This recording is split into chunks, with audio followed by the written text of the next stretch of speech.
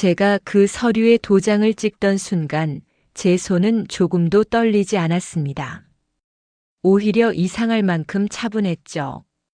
오늘 저는 제 아들을 법적으로 완전히 끊어내기로 했습니다. 사람들은 나이가 들면 마음이 약해지고 자식이라면 뭐든 용서한다고들 말합니다. 하지만 저는 아닙니다.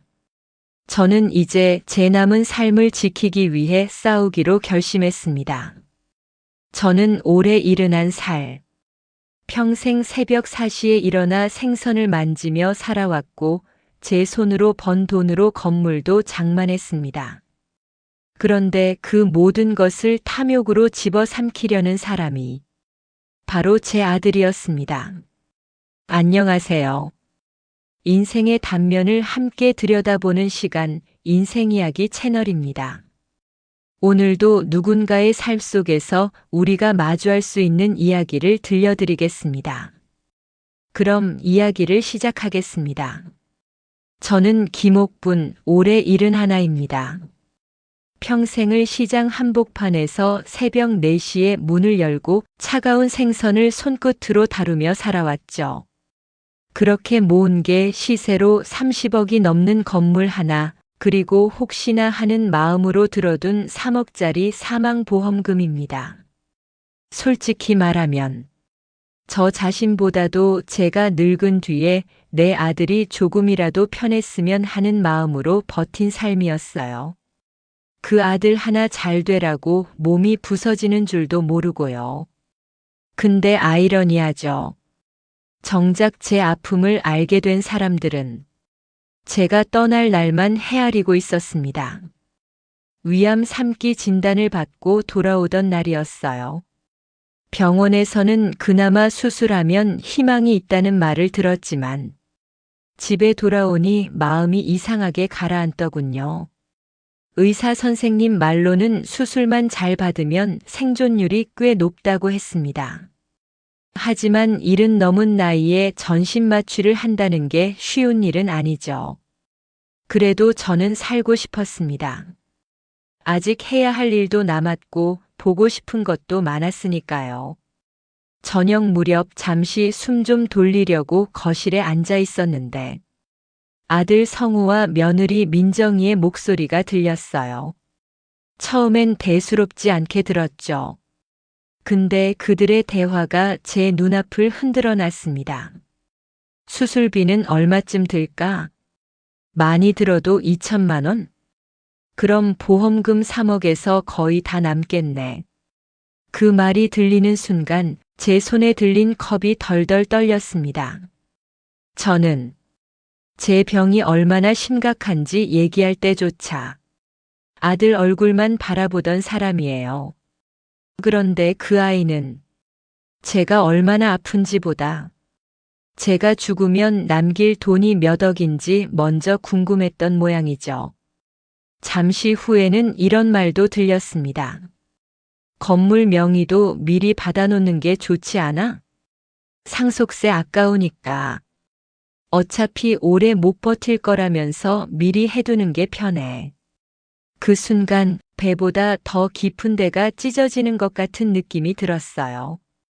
그 어떤 의사의 말보다, 그 어떤 병명보다 그 말들이 더 아팠습니다. 저는 그 자리에서 움직일 수가 없었습니다. 숨소리라도 들릴까봐 숨조차 제대로 쉴 수 없었어요. 두 사람은 한참을 더 얘기했습니다.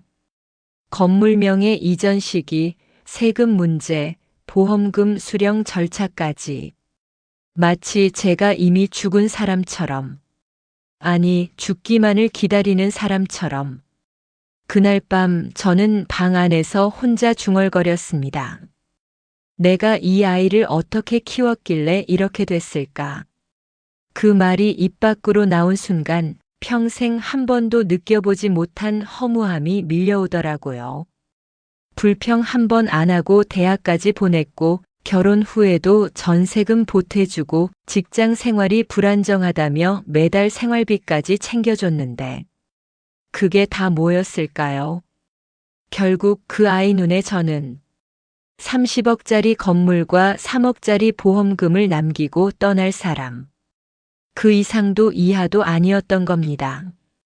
그리고 그 허무함 끝에서 조용히 하나의 결심이 자리 잡기 시작했습니다. 이대로 죽을 순 없다. 적어도 나를 돈으로 계산하는 그 마음, 그건 반드시 끝내고 가야겠다. 천장을 바라보며 밤새 뒤척였습니다. 눈을 감아도 성우와 민정의 목소리가 계속 맴돌았어요. 그리고 새벽이 밝아올 무렵 저는 확실하게 깨달았습니다. 이제는 엄마가 아니라 김옥분으로 살아야겠다고. 내 인생을 지켜야겠다고. 하지만 어떻게 해야 할지는 아직 몰랐습니다.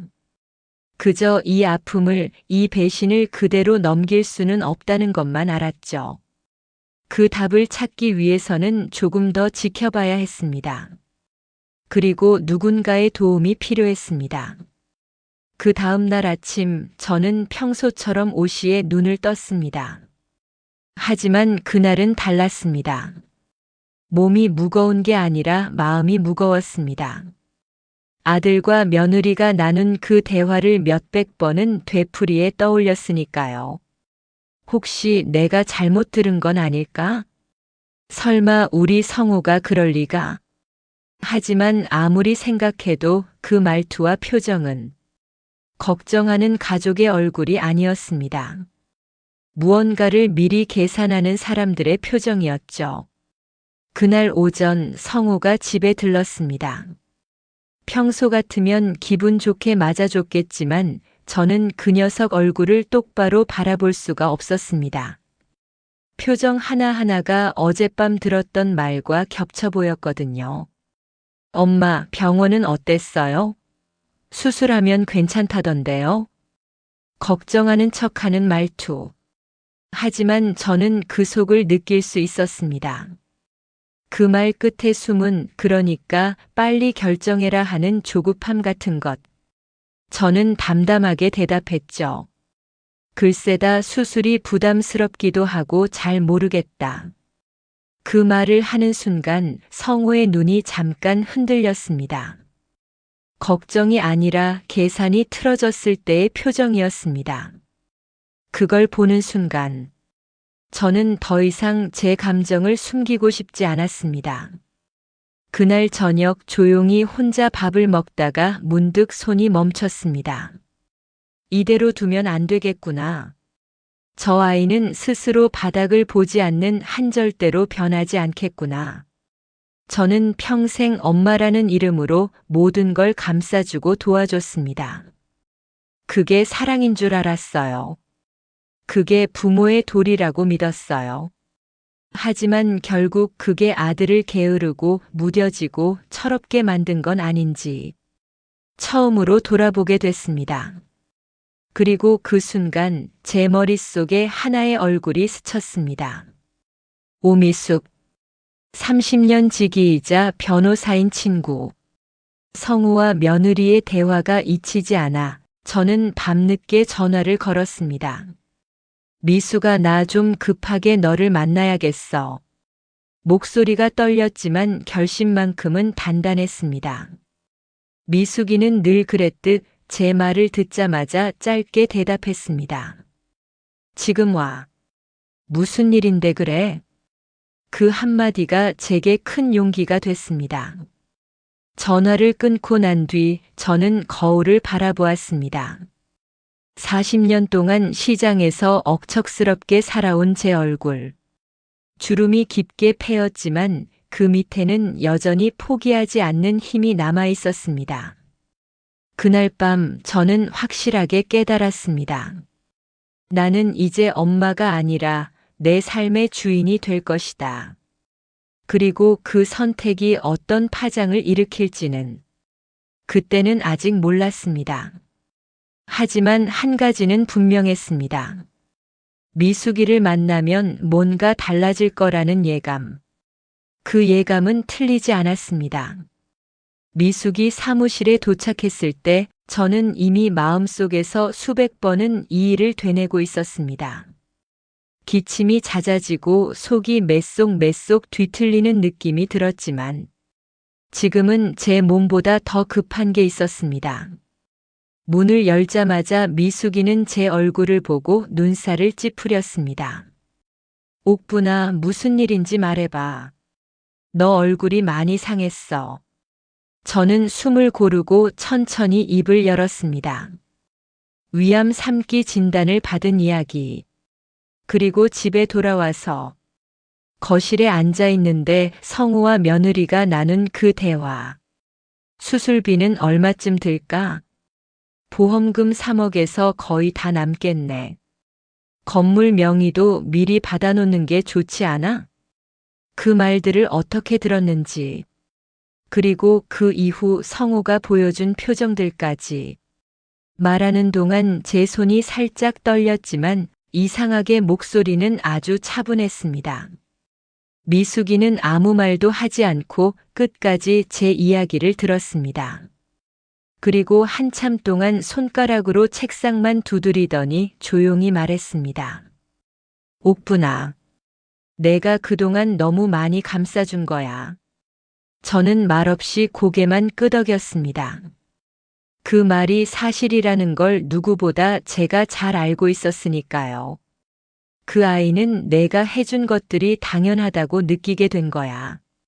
그런데 그 당연이라는 걸 건드리니까 이제 본성이 드러나는 거지. 그 말이 가슴에 깊게 박혔지만 신기하게도 아프지 않았습니다. 마치 오래된 상처를 이제야 제대로 바라본 느낌이었어요. 미숙이는 잠시 생각하더니 물었습니다. 옥분아, 그래서 넌 지금 뭘 원하는 거야? 그냥 유언장 쓰고 정리하고 싶은 거야, 아니면? 저는 잠시 망설이다가 대답했습니다. 미숙아, 나는 그 아이가 진짜 어떤 마음인지 확실히 알고 싶어. 혹시 내가 잘못 들은 건 아닐까? 혹시 오해한 건 아닐까? 그런 생각도 들거든. 미숙이는 고개를 끄덕이며 말했습니다.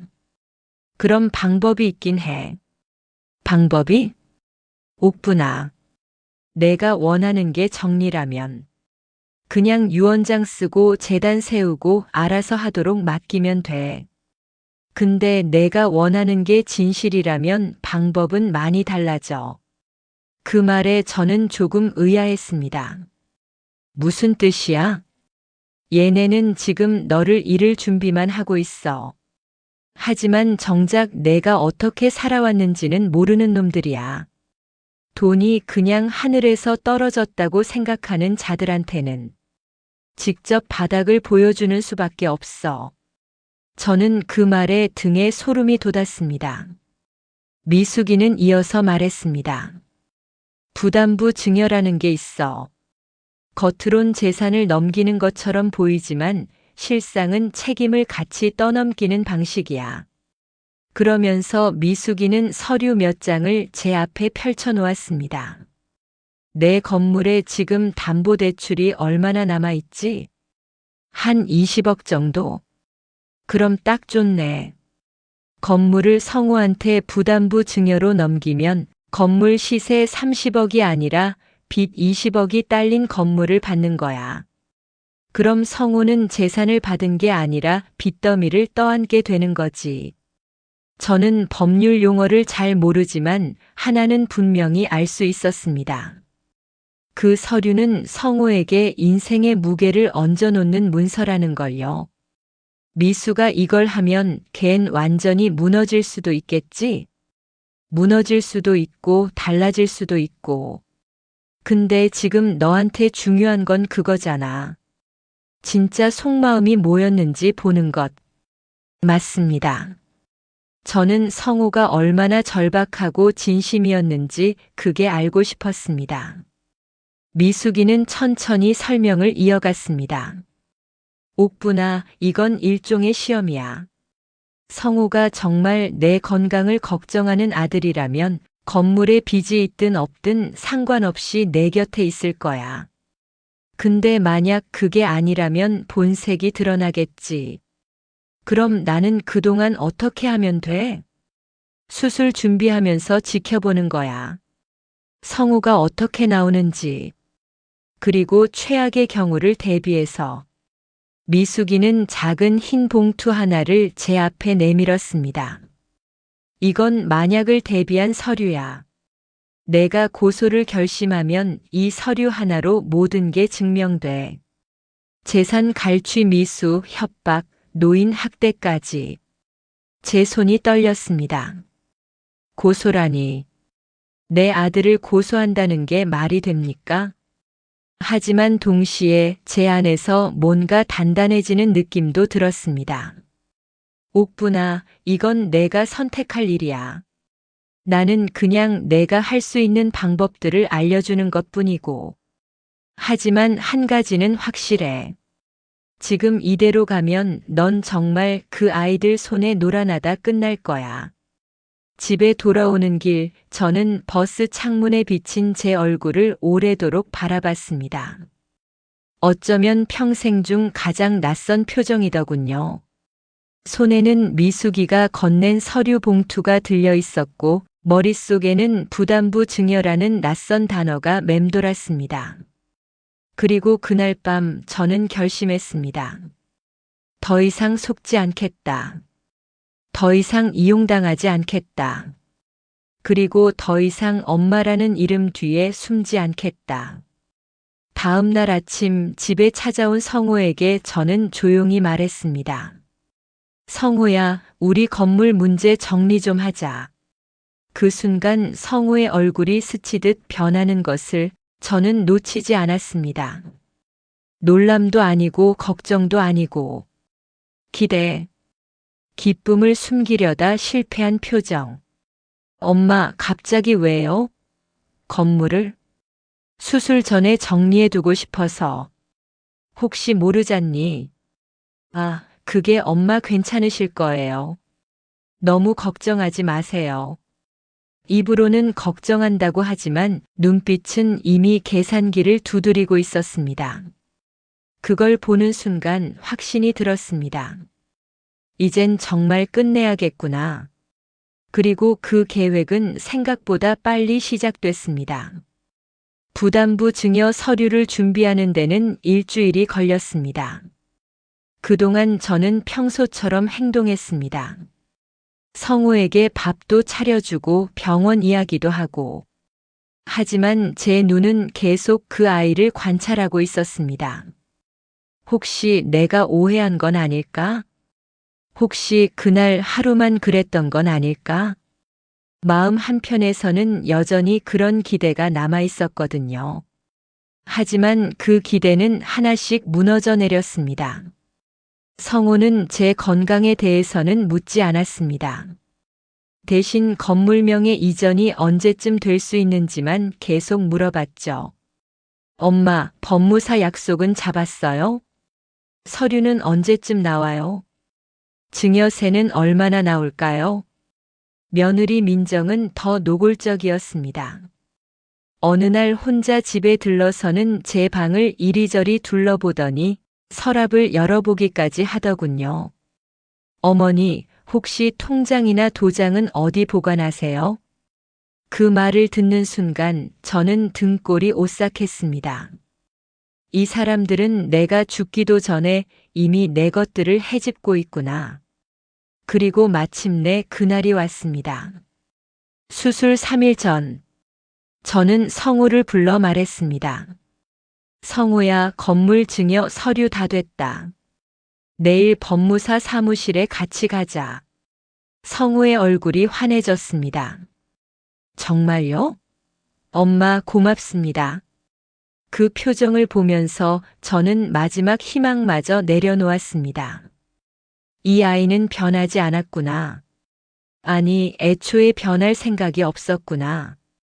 다음 날 법무사 사무실. 서류에 도장을 찍는 성우의 손은 약간 떨리고 있었습니다. 기쁨과 흥분 때문에. 하지만 그 서류의 내용을 자세히 읽지는 않았습니다. 부담부 증여라는 단어의 의미도 모른 채 법무사가 설명했습니다. 박성호 씨, 이 건물에는 현재 20억 원의 담보대출이 설정되어 있습니다. 부담부 증여는 이 부채도 함께 승계하는 방식입니다. 이해하셨죠? 성우는 대충 고개만 끄덕였습니다. 네네, 알겠습니다. 그 순간 저는 알았습니다. 이 아이는 건물만 보고 있지 빚은 보지 못하고 있다는 걸. 집으로 돌아오는 길 성호는 들뜬 목소리로 말했습니다. 엄마, 이제 걱정 마시고 수술만 잘 받으세요. 건물 관리는 제가 알아서 할게요. 저는 아무 대답도 하지 않았습니다. 그리고 그날 밤, 수술을 이틀 앞둔 밤이었습니다. 잠을 이루지 못하고 거실에 나와 있는데 갑자기 대문 앞에서 인기척이 들렸습니다. 밤 11시가 넘은 시각이었습니다. 저는 조용히 현관으로 다가갔습니다. 그리고 문틈으로 밖을 살짝 내다봤습니다. 어둠 속에 두 사람의 그림자. 성우와 민정이었습니다. 왜 이 시간에 여기 온 거야? 성우의 목소리가 들렸습니다. 당신이 오라고 했잖아. 건물 열쇠 복사하려면 지금 해야 한다고. 민정의 목소리는 날카로웠습니다. 저는 숨을 죽였습니다. 아니, 그게 엄마가 아직 안 주무셨을 수도 있는데. 괜찮아. 지금 불 꺼져 있잖아. 얼른 열쇠만 가져와. 심장이 빠르게 뛰기 시작했습니다. 성우가 조심스럽게 현관문 손잡이를 돌렸습니다. 하지만 저는 미리 안쪽에서 빗장을 걸어두었습니다. 잠겼네. 그럼 내일 와. 빨리 가자. 여기 오래 있으면 이상하게 보여. 두 사람의 발걸음 소리가 멀어졌습니다. 저는 그 자리에 주저앉고 말았습니다. 열쇠를 복사하려고. 내가 수술 들어가기도 전에. 이건 도대체 뭡니까? 다음 날 아침 성우가 다시 찾아왔습니다. 엄마, 혹시 제가 건물 관리 좀 해야 할 것 같은데요. 열쇠 하나 더 만들어도 될까요? 저는 그 아이 얼굴을 똑바로 바라봤습니다. 왜 필요한데? 아, 그게 엄마가 수술하시면 당분간 힘드실 테니까 제가 건물 관리 좀 해야 할 것 같아서요. 거짓말. 새빨간 거짓말이었습니다. 저는 천천히 고개를 끄덕였습니다. 그래, 알았다. 나중에 줄게. 성우는 실망한 표정을 감추지 못했습니다. 그리고 그날 밤, 수술 전날 밤이었습니다. 거실 창문을 닫으려고 나가는데 대문 앞에서 또 인기척이 느껴졌습니다. 이번에는 성우 혼자였습니다. 손에는 작은 비닐봉지를 들고 있었습니다. 엄마. 그저 그 한마디였습니다. 술 냄새도 짜증 섞인 억지도 아니었습니다. 그저 축 처진 목소리였습니다. 저는 대답하지 않고 마당 불을 켰습니다. 왜 왔니? 제가 먼저 말을 이었습니다. 성우는 비닐봉지를 천천히 들었습니다. 이거 미음 좀 끓여왔어요. 병원에서 먹을 수 있다길래. 저는 말이 나오지 않았습니다. 그렇게까지 관심 있을 리 없는 아이인데 왜? 그 순간 이상하게도 불안이 스쳤습니다. 이 아이는 지금 뭔가 숨기고 있다는 느낌이 들었습니다. 그리고 그 예감은 틀리지 않았습니다. 성우가 잠시 눈치를 보더니 결국 털어놓았습니다.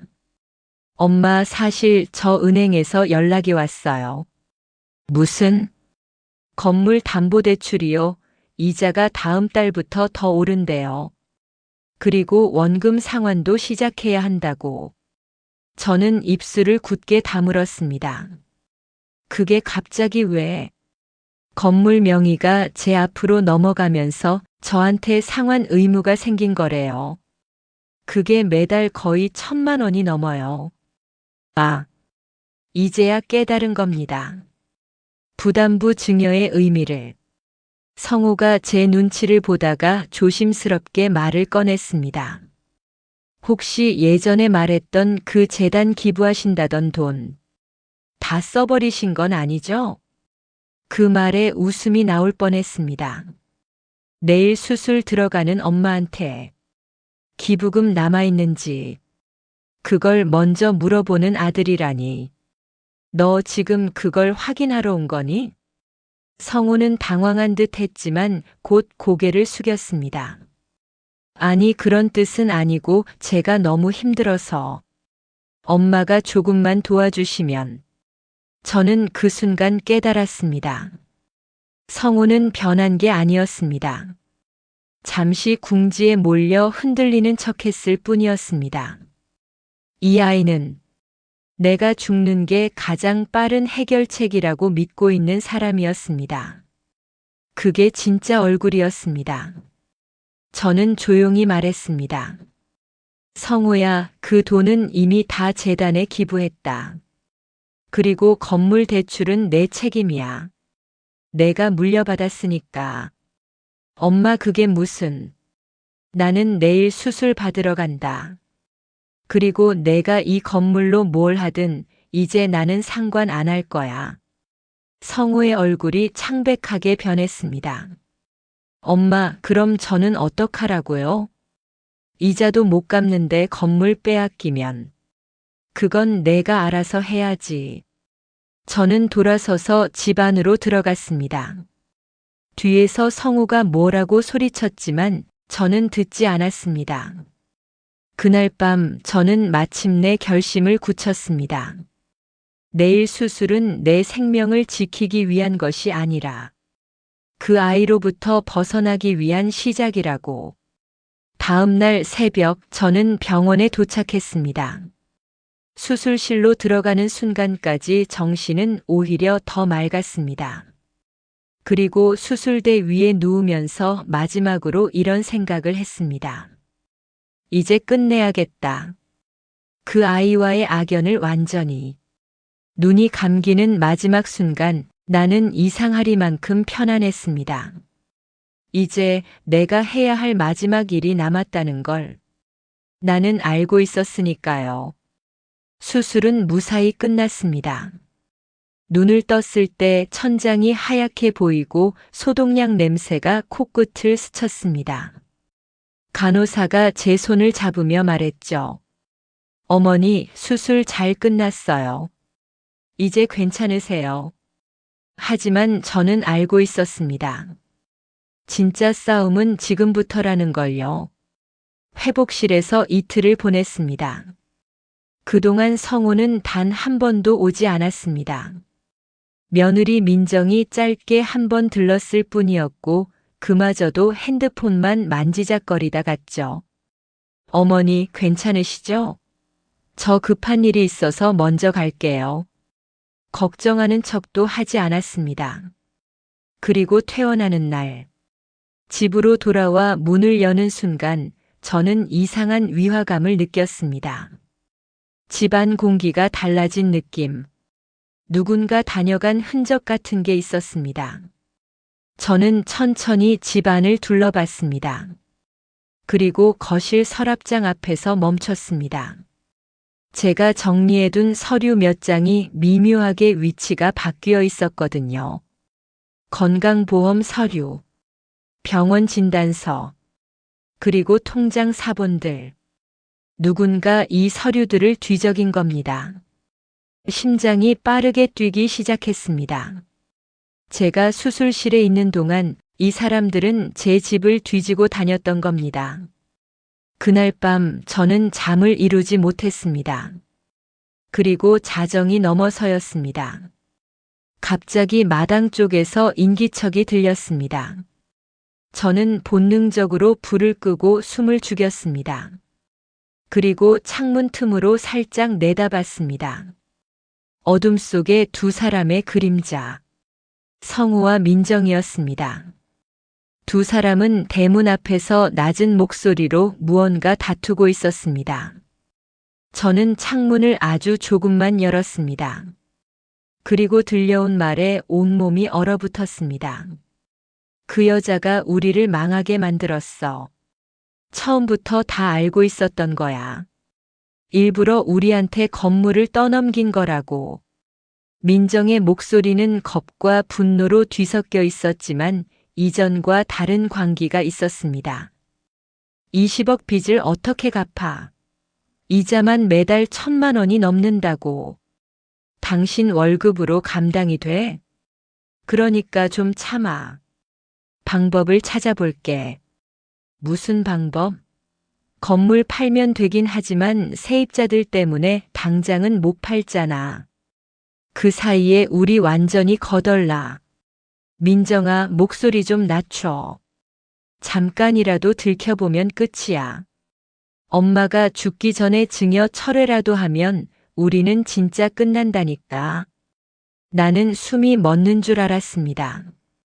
두 사람은 완전히 달라져 있었습니다. 후회하는 척, 반성하는 척, 나에게 미안한 척. 그 모든 게 다 연기였던 걸까? 민정아, 그러니까 이건 아니야. 엄마는 지금 회복 중이시고. 엄마. 그 여자를 아직도 엄마라고 불러? 그 사람이 우리한테 뭘 해줬는데? 순간 발걸음 소리가 가까워졌습니다. 나는 급히 방으로 들어가 문을 살짝 닫고 귀를 붙였습니다. 성호야, 너 알아? 증여 철회 막을 수 있는 방법도 있다던데. 차라리 엄마가 회복 중에 무슨 일이라도 생기면. 민정아. 성호가 다급하게 민정의 말을 끊었습니다.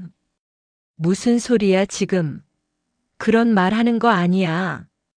왜? 어차피 위암 3기였잖아. 수술했다고 다 나은 것도 아니고. 재발할 수도 있고 합병증 올 수도 있고. 그럼 보험금 3억은 우리 거 되는 거 아냐? 그 말은 사람이 입 밖으로 낼 수 있는 말이 맞나? 나는 다리가 풀려 주저앉고 말았습니다. 잠시 후 성호의 낮은 목소리가 들렸습니다. 그만해. 난 엄마가 잘못되길 바라지 않아. 그래서 평생 가난하게 살고 싶다는 거야? 20억 빚 안고 매달 1,000만 원씩 이자 내면서 너 정말 바보야? 정적이 흘렀습니다. 그리고 이어진 성호의 말. 일단 집에 가자. 엄마가 깨실 수도 있어. 깨면 어때? 어차피 우리 말 못 들었을 텐데. 그래도 가자. 두 사람의 발걸음 소리가 멀어졌습니다. 나는 그 자리에서 한참을 움직이지 못했습니다. 심장이 너무 빨리 뛰어 숨쉬기가 힘들었습니다. 이들은 결국 마지막 순간까지 내 생명이 걸린 수술, 그 이후의 회복조차 계산하고 있었다. 나는 천천히 자리에서 일어났습니다.